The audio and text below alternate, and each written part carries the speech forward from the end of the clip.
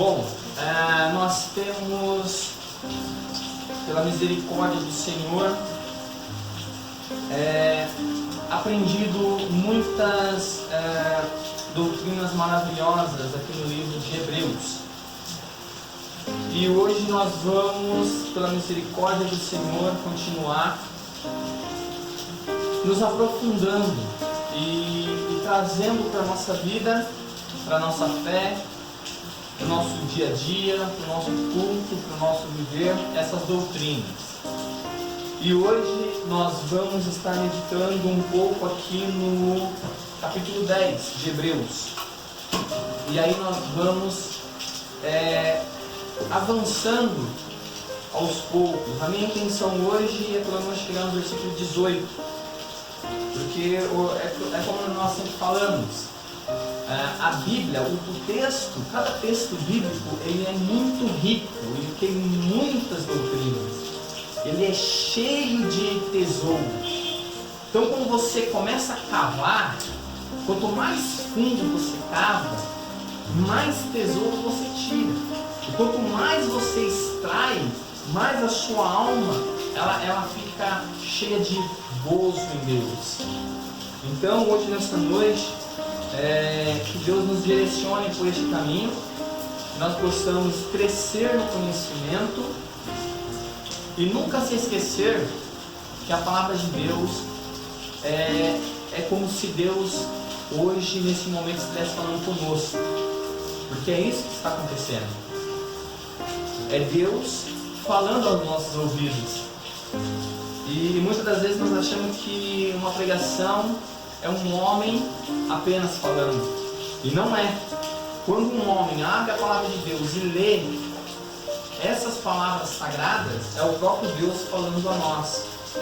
Então, que hoje nessa noite nós possamos ter um pouco mais deste conhecimento. No culto passado nós ficamos no capítulo 9. E hoje nós vamos então no capítulo 10. Você tem a sua Bíblia, abra aí em Hebreus, capítulo 10. Estamos aí chegando no fim, deste livro maravilhoso. E quantas doutrinas nós temos aprendido. E quando vai chegando no fim de um livro, vai ficando aquele gostinho de quero mais. E Deus possa preparar para nós um outro livro para nós possamos meditar. Estamos meditando aí já quase há 3 meses neste livro. Então é muito maravilhoso, é gratificante para mim e para a igreja eu tenho certeza também que tem sido gratificante. Amém? Vamos então à leitura do texto. Primeiramente eu quero ler o versículo 1 até o versículo 4, que diz assim a palavra do Senhor. Ora, visto que a lei tem sombra de bens vindouros, não é imagem real das coisas, nunca jamais pôde tornar perfeitos os ofertantes, com os mesmos sacrifícios que ano após ano, perpetuamente, eles oferecem. De outra sorte, não teriam cessado de ser oferecidos, porque os que prestam culto, tendo sido purificados uma vez por todas, não mais teriam consciência de pecados. Entretanto, nesse sacrifício, faz-se recordação de pecado todos os anos, porque é impossível que o sangue de touros e de bodes remova pecados. Bom, esses primeiros 4 versículos, principalmente agora o primeiro que nós vamos ler, que nós acabamos de ler, o que o autor está falando nesses 4 primeiros versículos é mais ou menos aquilo que nós falamos no culto passado. O culto era dessa maneira. O culto que Israel prestava a Deus através de sacrifício de touros, bodes, aves. E esse era o estilo de culto. Só que o que nós frisamos no último culto? A carência, a ineficácia do sacrifício, a carência do culto que Israel prestava, era incompleto. O culto que Israel prestava poderia apenas santificar o exterior, não o interior. Por isso que ele vai dizer essas coisas. Então ele nos mostra, ele pinta este quadro, porque ele vai fazer o paralelo com o sacrifício de Cristo. É como eu falei, o autor de Hebreus, ele consegue nos mostrar a diferença da velha aliança para a nova aliança. Ele consegue mostrar a carência, a ineficácia dos sacrifícios, dos rituais, para a eficácia do sacrifício de Cristo que nós temos agora na nova aliança. Então, quando nós olhamos aqui, nós vemos ele realçando isso. Então ele vai dizer, ora, visto que a lei tem sombra das coisas vindouras, não é imagem real das coisas. Nunca jamais pôde tornar perfeitos os ofertantes. Então, o povo de Israel não tinha paz. O sacrifício que Israel trazia, que os judeus traziam ali no seu culto, não poderia ter uma ação interior. Então, eles tinham que entender que aquele sacrifício apontava para o sacrifício perfeito de Cristo. E é muito importante nós falarmos isso, por quê? Porque a nossa geração ela tem perdido um pouco a expressão, a força da expressão de uma palavra. Nós estamos falando muitas palavras, mas nós não temos o peso da palavra. Né? Então hoje nós vemos pessoas falando cada barbaridade como se fosse nada. Então as pessoas falam coisas, palavras, lançam palavras, e essas palavras, eles não medem as palavras, a nossa geração perdeu o peso de cada palavra. Então aqui ele está dizendo para nós que era imperfeito, era ineficaz. É isso que ele está realçando aqui. É isso que ele está realçando para o povo judeu, que estava se achegando ao cristianismo. Então ele está dizendo essas coisas. Então os sacrifícios nunca, jamais. Olha que palavras, né? Que ele usa duas palavras muito fortes. Ele fala, os sacrifícios nunca aperfeiçoam o adorador. Jamais, em toda a história em que o sacrifício era feito dessa maneira, nunca, jamais pôde aperfeiçoar, pôde colocar o homem com um relacionamento direto, permanente, eternamente com Deus. Lembramos que era o culto que Deus instituiu. Então os homens faziam esse culto, prestavam esse culto, mas ao acabarem de prestar essas ofertas, esses sacrifícios, eles automaticamente já se entristeciam. Por quê? Porque eles se preparavam para o culto semanal, para os cultos diários que nós falamos e para o culto anuário. Então era uma perpétua repetição. Era algo que não podia satisfazer a ira de Deus por completo. Não podia trazer paz às nossas consciências. Então o povo oferecia, mas não tinha uma paz interior, não tinha uma paz real. É isso que o sacrifício de Cristo vai fazer com nós. Porque Cristo disse, a minha paz vos dou, não dou como o mundo a dá. Então a paz de Cristo é essa paz. Então ele está dizendo, olha, então o sacrifício, essas coisas nunca jamais pôde tornar os ofertantes de Deus perfeitos. Então essa é a carência da lei. Essa é a carência dos sacrifícios de bois e de touros e de bodes e outras coisas, novilhas, passarinhos. Essa era a ineficácia.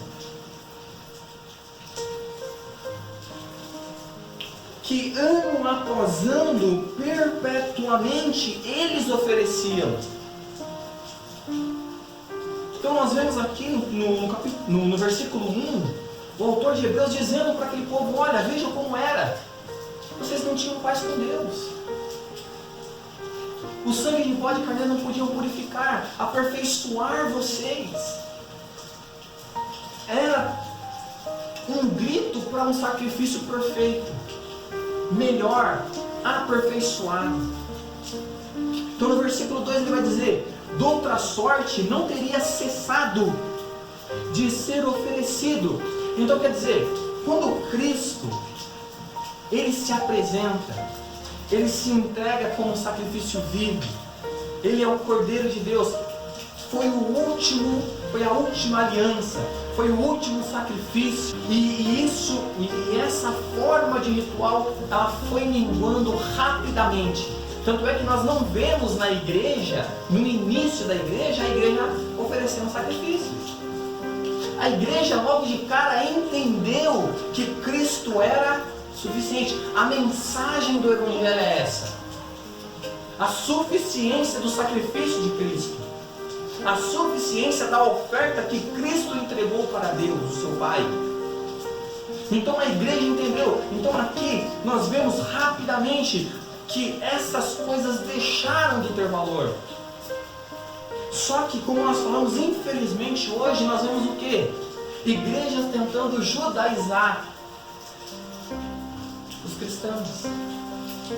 No comecinho ainda você via que a luta da igreja era para manter essa distinção. As pessoas ainda queriam manter os rituais, queriam manter as ordenanças, queriam trazer para dentro da igreja o judaísmo. Mas o cristianismo, ele rompe imediatamente com esta forma de culto. Ele rompe com esse culto que tinha essa mentalidade de não ter paz, de não ter sossego, de não ter verdadeiramente uma esperança real. Era algo ineficaz, era algo que perpetuamente não teria suficiência. Apontava para algo melhor. Então, ele diz no versículo 2: de outra sorte, se isso tivesse um algo maior, um algo eterno, um algo perpétuo, verdadeiro, então eles continuariam. Mas pela sua ineficácia, foi substituído pelo sacrifício de Cristo. Apontou para ele. Então ele diz: de outra sorte, não teriam cessado de oferecer, de serem oferecidos. Porquanto os que prestam culto, tendo sido purificados uma vez por todas, não mais teriam consciência do pecado. Essa parte é muito importante, que eu falei, nós não podemos perder o peso das palavras. Porque ele vai dizer: depois de terem cessado, de ter sido cessados, oferecidos, substituídos pelo sacrifício de Cristo, porquanto os que prestam culto, tendo sido purificados uma vez por todas. Aqui está para nós a importância do sacrifício de Cristo.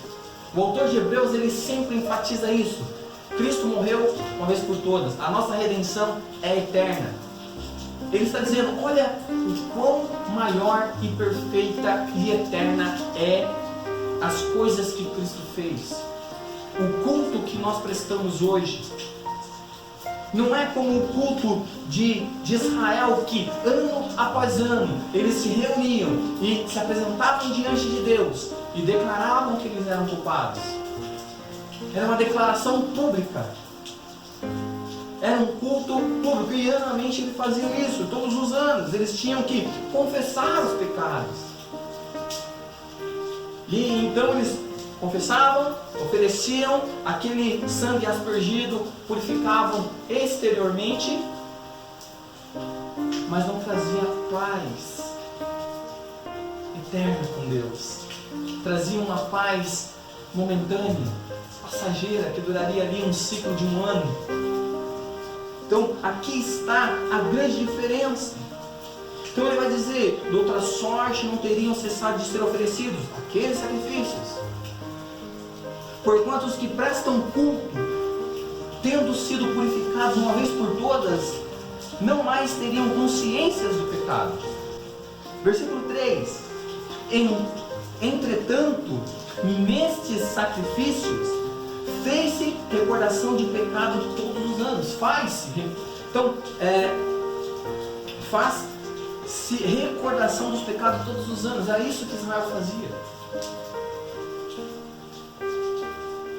Versículo 4. Porque é impossível que o sangue de touros e de bodes remova o pecado. Não é que é como nós falamos, aquilo apontava para Cristo. Foi o culto que Deus estabeleceu. Versículo 5. Porque isso, ao entrar no mundo, diz: sacrifício e oferta não quisestes, antes um corpo lhe formaste. Não te deleitaste com holocaustos e ofertas pelo pecado. Então eu disse: eis aqui estou. No rolo do livro está escrito a meu respeito, para fazer, ó Deus, a tua vontade. Depois de dizer, como acima, sacrifício e ofertas não quiseste, nem holocausto e adesões pelo pecado, nem com isto te deleitaste, coisas que se oferecem segundo a lei. Então acrescentou: eis aqui estou para fazer, ó Deus, a tua vontade. Bom, no versículo 5 até o versículo 8, o autor de Hebreus, ele está pegando como base os Salmos 40, onde Davi fala essas palavras. E Davi, ao falar essas palavras, o versículo 5, ele faz a alusão da encarnação de Cristo. A introdução do versículo 5 diz: por isso, ao entrar no mundo, quem entrar no mundo? Cristo. Então aqui essa frasezinha, ao entrar no mundo, aqui ele está fazendo uma alusão à encarnação de Cristo. Porém, o que ele vai citar é o que? É os Salmos 40, onde essas palavras são ditas no Velho Testamento. Então, essa visão de que holocaustos, sacrifícios eram imperfeitos, não é uma ideia do Novo Testamento. É uma ideia que vem desde o princípio, porque o homem é salvo por graça. Então Davi, ele vai falar essas palavras: sacrifícios e ofertas não quisestes. É Davi que está falando essas palavras.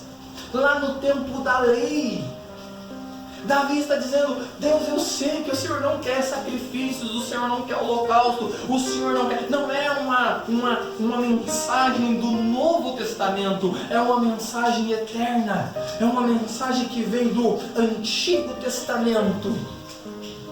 Não é algo novo. Como nós podemos achar que essas coisas, como o autor de Hebreus está falando, ele via que essas coisas não podiam santificar o homem. Davi entendeu que era melhor obedecer do que sacrificar. Deus tinha essa mesma intenção. Quando o homem sacrificava, quando o homem fazia essas coisas, não podiam perder o sentido daquilo. Por que Jesus entrou no templo? Por que Jesus cirou? Por que Jesus virou banca de cambista? Por que Jesus deu chicotadas? Por que Jesus falou que raça de ladrões? Vocês têm feito a casa do meu pai, casa de oração, em comércio. Porque os homens perderam o sentido de sacrificar. Os homens perderam o sentido do pecado. Então Davi, ele está dizendo, essas palavras são de Davi. Sacrifício e oferta não quisestes, antes um corpo me formaste. Aqui lá no original, lá no hebraico, lá no original lá atrás, é como ele diz assim, ó, o Senhor fez ouvidos para que eu pudesse ouvir. Corpo me formaste, o que ele está querendo dizer é que, olha, eu ouvi a tua lei. o meu corpo, quem eu sou por completo. A minha obediência por ti não é por partes. Tem pessoas que não querem verdadeiramente obedecer a palavra de Deus por completo. Estamos vivendo uma geração que tem usado, ao invés de marcar texto, estão usando uma tesoura para recortar em textos. Como Agostinho disse, se você não acredita na Bíblia toda, você não acredita na Bíblia. Se você seleciona textos para você servir a Deus, você não serve a Deus, você serve a si mesmo. Davi, lá no passado, lá na aliança antiga, ele estava dizendo: corpo me formaste, o Senhor me fez ouvidos para ouvir. Quando ele diz que formou o corpo, ele está dizendo: eu obedeço por completo. As palavras mais lindas de Davi foi: Deus, não retire de mim o teu espírito, cria em mim um coração puro e um espírito reto, não tire de mim a essência. Por isso que ele pode falar com amor, por isso que ele pode falar com paixão. O Senhor não quer sacrifício, porque ainda nós vivemos uma geração que acha que Deus se importa com a sua santidade. Deus, ele não se impressiona porque você leu a Bíblia muito hoje. Deus, ele não se impressiona porque você orou muito hoje. Quando nós olhamos Davi falando essas coisas, nós temos que trazer para a nossa geração. As pessoas não querem obedecer a palavra de Deus por completo. As pessoas olham lá e falam: poxa, daqui é legal, olha, bonitinho. Essa parte da Bíblia eu quero. Deus amou o mundo. Que lindo. Ah, mas Deus abomina o homossexualismo. Isso eu não posso. Como assim, Deus? Não, eu não quero um Deus desse. Um Deus que abomina o homossexualismo. Um Deus que abomina sexo com animais. Um Deus que abomina adultério. Eu não quero um Deus assim. Meu corpo, eu não estou de corpo e alma para Deus. Cristianismo é corpo e alma obedecendo a palavra de Deus. Davi estava dizendo isso no Velho Testamento, aonde as coisas não poderiam ser santificadas por bodes e touros. Agora imagine nós vivendo na aliança da graça, que fomos santificados pelo sangue de Deus. Como nós não amaremos esse Deus? Tem pessoas que amam a luxúria, o sexo, e eles amam tanto o sexo que as formas terríveis de praticar o sexo mostram que eles amam mais o sexo do que Deus.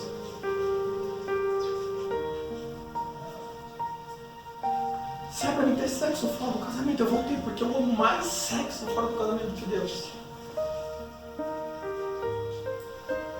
Tem pessoas que amam tanto o sexo que eles acabam adulterando, fazendo sexo fora do casamento. O Deus dele é o sexo. Luxúria, lascívia, glutonaria. É isso que ele está dizendo. Corpo me preparastes. Um corpo me fez. O Senhor fez ouvidos para ouvir a tua lei. Mas ele não está apenas falando de ouvidos, porque no original aparece isso, ouvidos. Mas o que ele está dizendo é que o Senhor me formou um corpo. Eu estou de corpo inteiro. É por isso que quando nós falamos de regeneração, não estamos falando de um homem tomando decisão por Deus. Não estamos falando de alguém que levanta a mão e fala: eu quero aceitar Jesus. Hoje eu falei para uma pessoa no Face que o tipo de pragmatismo que estão usando para ganhar almas está gerando crentes nominais. Bloco de carnaval gospel, balada gospel, coaching. Está gerando o quê? Quando você usa meio carnais para ganhar homens carnais, você vai ter que ter os meios carnais para manter eles na igreja. Se você faz uma roda de samba para trazer pessoas que gostam de samba para a igreja, no dia que você tirar o samba de dentro da igreja, essas pessoas voltam para o mundo, porque não vieram por Cristo, vieram pelo samba. É isso que tem acontecido.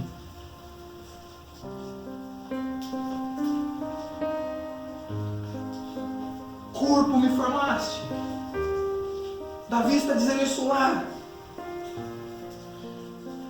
Sacrifício e oferta não quiseste, antes um corpo me formaste.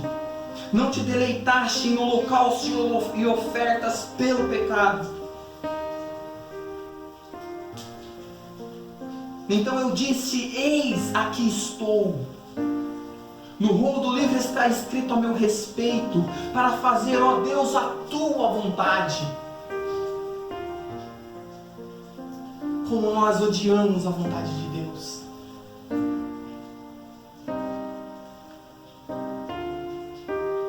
Quando Davi diz essas palavras, no rolo do livro está escrito a meu respeito, é que o rei, ele tinha uma cópia do Antigo Testamento. E era dever do rei ler o Antigo Testamento. Então ele está dizendo aqui, olha, então eu disse, eis, estou aqui. No rolo do livro está escrito a meu respeito, para fazer, ó Deus, a tua vontade. É Davi que está dizendo isso. Não no passado, onde não tinha esperança na perfeição através de bodes e touros, mas tinha esperança na graça de Deus. É isso. Então ele está dizendo, para fazer, ó Deus, a tua vontade. E aqui então, agora ele vai falar um pouco no sentido mais apropriado para Cristo. Porque Davi lá atrás ele sabia que a vontade de Deus era importante e os homens, como eu falei, os homens não amam a vontade de Deus. A gente não consegue descansar na vontade de Deus, é impressionante isso. É impressionante como nós oramos e depois não confiamos num Deus que é soberano.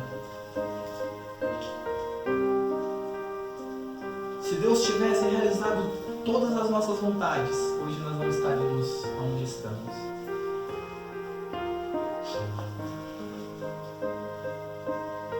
Versículo 8. Depois de dizer como acima, sacrifícios de oferta não quiseste, nem holocaustos e abrasões pelo pecado, nem com isso te deleitastes, coisas que oferecem segundo a lei. Então acrescentou Davi, eis aqui estou para fazer, ó Deus, a tua vontade. Então esse momento do Salmo, ele arremete para Cristo. Porque quando ele diz, por isso ao entrar no mundo, o corpo me preparou. A encarnação de Cristo. Cristo ele veio, ele estava totalmente voltado para fazer a vontade do Pai. E a vontade do Pai para Cristo era que ele morresse. Como nós podemos entender a vontade de Deus? Muitas das vezes nós rejeitamos a vontade de Deus. Mas Cristo não, ele veio para um propósito, para fazer a vontade do Pai. Não houve um dia que Cristo viveu sobre a terra que ele não viveu isso intensamente. Ele veio para fazer a vontade do Pai. Então ele diz, eis aqui estou para fazer, ó Deus, a tua vontade.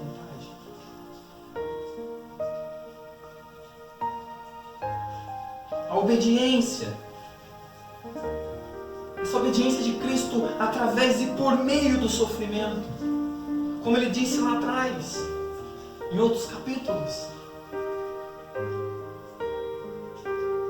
Como nós já aprendemos aqui que para Adão foi obedeça e viva, para Cristo foi obedeça e morra. Essa é a minha vontade. E os homens rejeitam a vontade de Deus, porque quando Jesus falou isso para Pedro, não tenha compaixão de ti, não morra. E Cristo, não, essa é a vontade do Pai, que eu vá até o fim. E Cristo ele nos ensina muito sobre fazer a vontade do Pai. Quando Cristo ensinou os seus discípulos a orarem, ele diz isso, a oração do Pai Nosso é muito profunda. O problema é que nós caímos numa perpétua repetição sem sentido em final de culto. Oramos para começar jogo, oramos para começar reunião, oramos para começar tudo, mas nós não paramos para meditar no Pai Nosso. Pai Nosso que está no céu, santificado seja o teu nome, seja feita a tua vontade, é o que Jesus ensinou. Se você entender a oração do Pai Nosso, Jesus está ensinando que Ele veio fazer a vontade do Pai, assim como nós também temos que fazer a vontade de Deus. E a vontade de Deus para Cristo era a morte. Era que Ele fosse fiel através do sofrimento. Por isso que Ele foi preparado um corpo para Ele. É por isso que Ele estava de corpo e alma em obedecer o seu Pai. Ele diz que fazer a vontade de Deus é como comida e bebida. Ele fala isso. Então ele diz, olha, aqui estou, eis aqui estou para fazer a tua vontade. E ele sabia que a vontade do Pai é que ele morresse. Ele sabia isso, ele veio para isso. Ele em nenhum momento ele quis fazer o contrário, como nós vimos lá no capítulo 7, que a oração dele foi ouvida. Lá no jardim do Getsemane, Pai, se possível passa de mim esse cálice, mas contudo seja feito a tua vontade. Ele viveu intensamente isso. Ele sangrou gotas de sangue por isso. E nós não queremos viver a vontade de Deus para as nossas vidas. É impressionante como nós trocamos as coisas fáceis.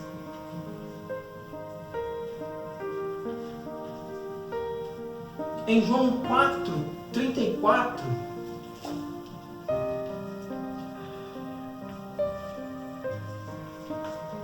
em João 4:34, ele vai dizer, disse-lhes Jesus, a minha comida consiste em fazer a vontade daquele que me enviou e realizar a tua obra.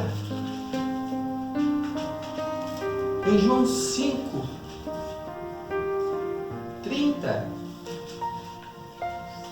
ele vai dizer, eu nada posso fazer de mim mesmo, na forma porque ouço, julgo, o meu juízo é justo, porque não procuro a minha própria vontade, e sim a daquele que me enviou. Em João 6:38, olha o que ele vai dizer, porque eu desci do céu, não para fazer a minha própria vontade, e sim a vontade daquele que me enviou.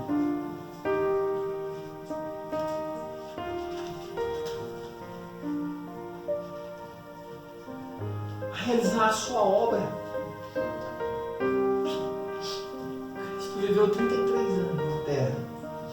E tudo que ele pensou, tudo que ele fez, toda a força, toda a força que ele tinha no seu corpo, toda a força que ele tinha para caminhar, tudo aquilo que ele tinha era para fazer a vontade do Pai. Ele veio para isso, ele veio para realizar a obra a qual ele foi designado a fazer. Ele fez, ele diz, eis-me aqui estou eu para fazer, ó Deus, a tua vontade, assim como Davi tinha feito. Mas só que Davi apontava para Cristo. Davi era imperfeito, embora Davi entendeu esse princípio, embora Davi entendeu que essas coisas não santificavam o homem, não aperfeiçoavam, não colocavam o homem em uma posição diante de Deus eternamente, ele disse, olha, corpo me formaste. Davi tinha esse desejo de servir a Deus com tudo o que ele era. Como nós hoje não queremos ser assim. Não queremos render os nossos sentimentos a Deus. Não queremos mudar o nosso temperamento por Deus. Isso é um ato de rebeldia. Isso indica que você não nasceu, você não está se parecendo com Cristo. Vira e mexe, você mostra o velho homem, você não nasceu de novo. Talvez você está se enganando. Talvez você se tornou um religioso. Você tem ido na igreja, obedecido algumas regrinhas. Nascer de novo não é isso. Nascer do Espírito é ter a palavra de Deus no seu coração. Nascer de novo é totalmente diferente de se tornar alguém religioso. Davi estava mostrando para nós, olha, é de corpo inteiro, todo o seu ser. Quando nós falamos de novo nascimento, estamos falando de uma nova criação. Não estamos falando que Deus veio melhorar você. Deus não veio pegar você e falar assim, olha para você. Você é alguém bom. Você tem partes boas. Você tem alguma coisa que eu posso reciclar. Esses dias eu ouvi uma barbaridade, uma das piores frases. Que Deus, Ele pega lixo e recicla. Deus não recicla. Deus não recicla pecador. Deus, Ele extermina e faz um novo homem, um novo ser. Ele não pega, Ele recicla, não. Porque reciclar é pegar a mesma matéria e fazer o mesmo. E isso não é nascer de novo. Ele te faz uma nova criatura. Ele te faz um novo ser. Não há nada em você e em mim que era aproveitável. Por isso foi preciso o filho dele morrer. Nós temos uma visão muito baixa do pecado. Nós temos uma visão muito baixa da nossa ofensa. Então Cristo ele veio para fazer a vontade do Pai. Ele viveu, ele comeu, ele dormiu, ele fez tudo. A obediência dele para morrer.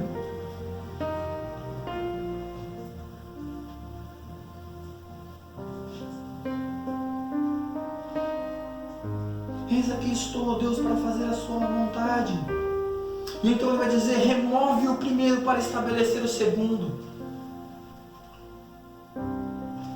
Nessa vontade é que temos sido santificados. E aqui é maravilhoso. É aquelas doutrinas que te fazem chorar. Porque aqui ele não está falando do processo de santificação. Ele não está falando isso. Ele não está falando do nosso processo de santificação que é natural. Ele está falando que nós temos sido santificados. Ele está dizendo, a nossa posição diante de Deus mudou eternamente. Você é santo, então começa a se santificar. Por isso agora nós podemos adorar a Deus, porque somos santos. Porque a santidade de Cristo está em nós. Ele não está falando de processo de santidade aqui. Como ele vai falar mais para frente, no capítulo 12, versículo 14. Mas aqui ele está falando, é nessa vontade que temos sido santificados, mediante a oferta do corpo de Jesus Cristo, uma vez por toda. Está vendo? Ele não está falando do processo de santificação aqui. Aqui no versículo 10 ele está dizendo, nessa vontade é que temos sido santificados, mediante a oferta do corpo de Jesus Cristo, uma vez por todas. Isso é, você agora é santo eternamente. E o termo santo, como a gente perdeu isso também de visão fácil? A igreja no princípio chamava os irmãos de santo. Os santos do Senhor. Por que santo? Porque a palavrinha santo significa separado ou cortado.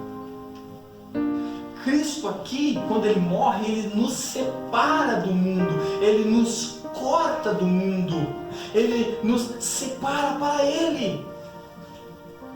Então aqui, esses sendo santificados, uma vez por toda, está falando da nossa posição diante de Deus.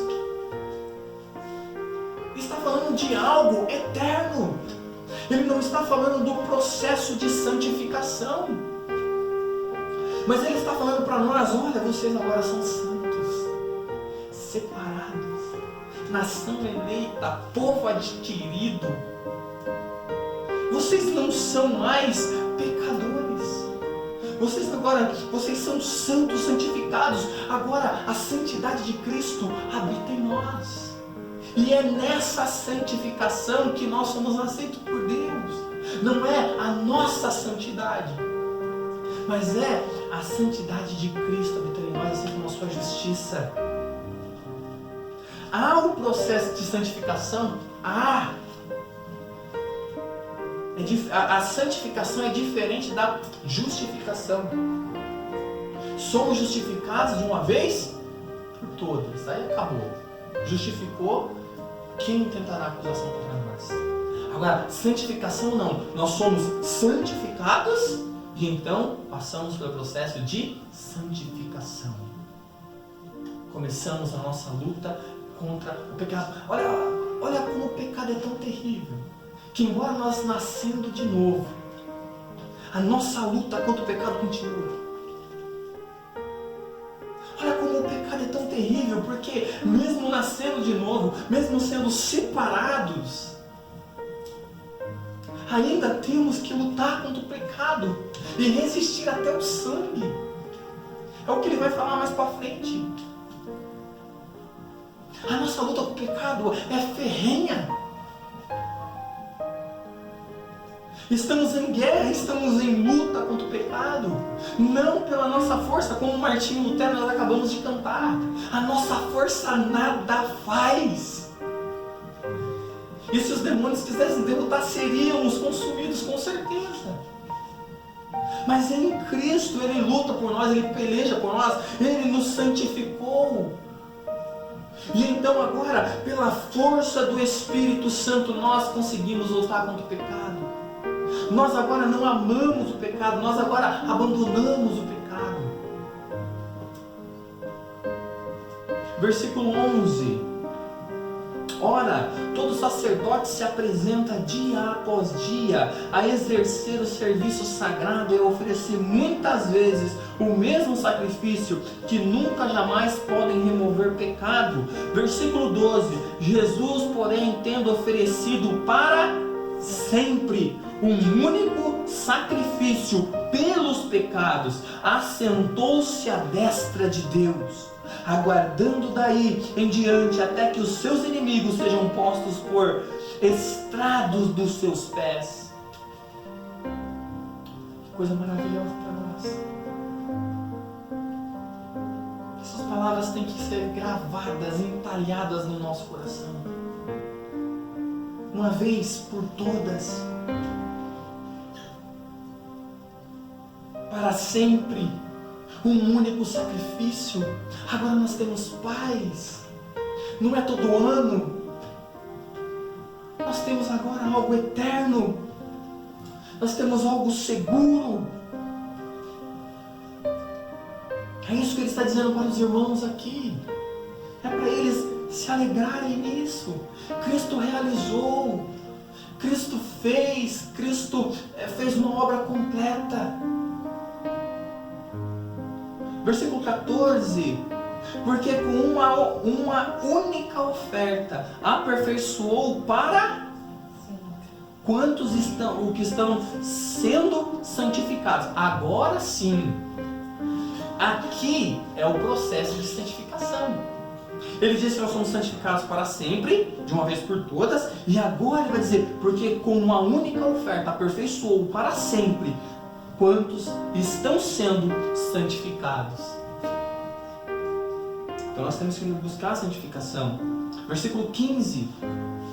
E essas palavras têm que ser gravadas no nosso coração, porque com uma única oferta aperfeiçoou para sempre. Veja, você é aperfeiçoado para sempre. Você é santificado para sempre. E o que é para sempre? Não tem fim. Você é justificado para sempre. O que significa? Não tem fim. É algo eterno. Tira essa insegurança de estar fazendo para Deus te aceitar.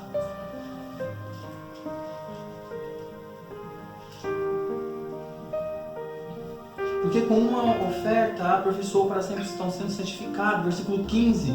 E disto nos dá testemunho também o Espírito Santo, porquanto após ter dito: esta é a aliança que farei com eles depois daqueles dias, diz o Senhor, porei no seu coração as minhas leis e sobre a sua mente as inscreverei. Não dá tempo para a gente meditar, eu vou parar por aqui hoje, porque essa parte é muito rica. A antiga aliança, os preceitos de Deus, a lei de Deus, era algo exterior. Na nova aliança, se nós nascemos verdadeiramente, se Cristo nos regenerou, a palavra de Deus tem que estar aqui, gravada, entalhada no nosso coração. E o que é o coração? O coração é a sede, o centro, o cerne da vida humana, aonde está os desejos, a vontade, o intelecto, tudo que o homem é. Não é partes do homem. Então isso aqui é muito profundo. Então eu vou deixar essa parte. Eu tentei chegar até o 18, mas não deu. Eu cheguei perto, 14, né? Tá quase ali. Então, no próximo culto, a gente vai extrair essa doutrina. Por quê? Porque a velha aliança era algo externo. Era algo que vinha apenas para nos mostrar o quão corrompido nós estamos. Mas a nova aliança não, é algo interior. É Deus habitando em nós. É a palavra de Deus em nós. É nós refletindo o caráter de Deus, porque os mandamentos é o caráter de Deus. Isso é que nós temos que entender. As leis é o próprio Deus. A lei é boa, justa, perfeita, santa, agradável. É isso que ele está dizendo. Eu colocarei os meus princípios, eu colocarei o meu caráter, aquilo que eu sou dentro deles. Então pelos frutos você vai conhecer. Pelo fruto você conhece quem nasceu de novo e quem não nasceu. Quem é religioso e quem não é. Está cheio de gente religiosa que vai para a igreja, se veste como crente, frequenta a igreja de crente, porque nasceu de novo. Carrega uma Bíblia de crente debaixo do braço, segue algumas regrinhas, se tornam legalistas e acham que é isso.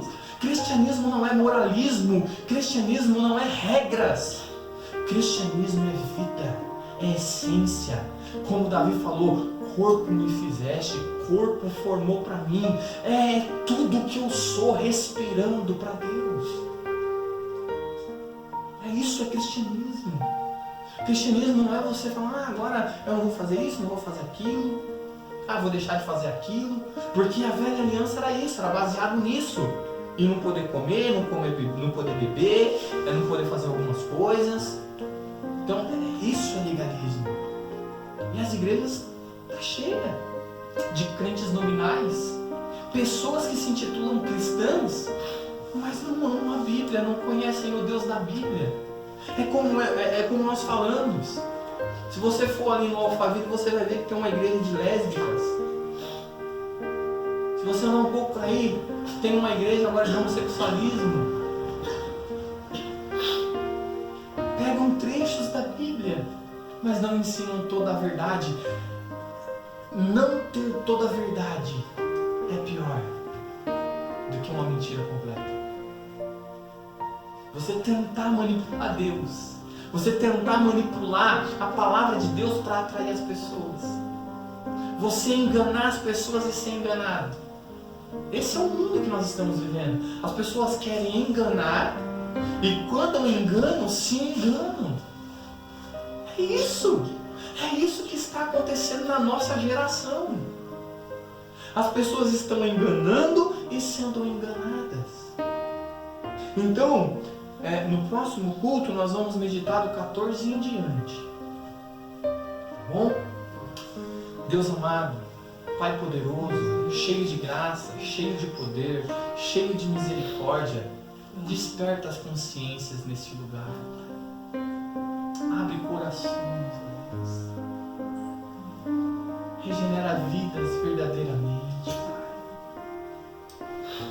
faz nascer filhos e filhas tuas, ó Deus, que possam ser verdadeiramente gerados pelo teu Espírito, Pai. Que o Senhor verdadeiramente coloque, ó Deus, a tua lei nos nossos corações. Te louvamos e te engrandecemos, ó Pai. Tem misericórdia de nós, Jesus. Tem misericórdia de nós porque somos falhos e pecadores. E o Senhor, ó Pai, termine a boa obra qual o Senhor começou em nossas vidas. Aquele que começou a boa obra em nós, Ele é fiel para terminar até aquele grande dia, quando o Senhor vier nas nuvens com poder e grande glória, com os seus anjos.